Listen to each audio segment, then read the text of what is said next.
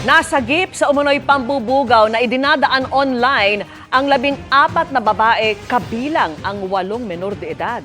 Nakatutok si John Consulta, exclusive. Sa magkahiwalay na operasyon kahapon, nakuna ng NBI Rizal District Office ang aktual na pagbibilang ng pera ng 2 umunoy bugaw.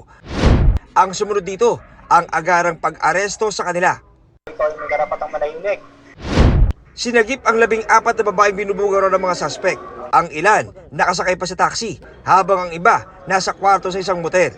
8 sa nasagip, pawang mga minor de edad. Ayon sa NBI Rizal, online ang transaksyon ng mga suspect sa mga parokyano. Itong mga perpetrators, meron silang binuong GC, group chat. So doon nakikipag-transact. Nagpapadala ng mga pictures ng mga babae for prostitution. Nag-meet muna sa isang cafe, restaurant na adjacent lang, malapit lang sa motel kung saan mag-check-in. Galing Caloocan at Binangon ng Rizal ang mga nasagip, ang isa sa mga biktima.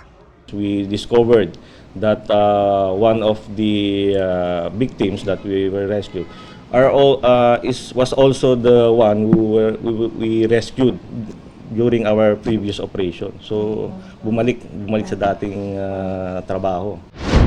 Naharap ang 2 suspect sa reklamong qualified trafficking na may parusang 2 hanggang 5 milyong pisong multa at habang buhay na pagkakakulong.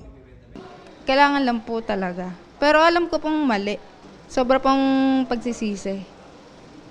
Pag nakalayo po ako, hindi na po ako babalik sa ganito. Hindi ko naman po alam talaga. Ganun po talaga mangyayari, sir. Wala po, hindi ko po talaga kalala, sir. Ayon sa NBI, isa sa ilalim sa counseling ang mga nasagip para hindi na sila bumalik sa ganitong uri ng trabaho.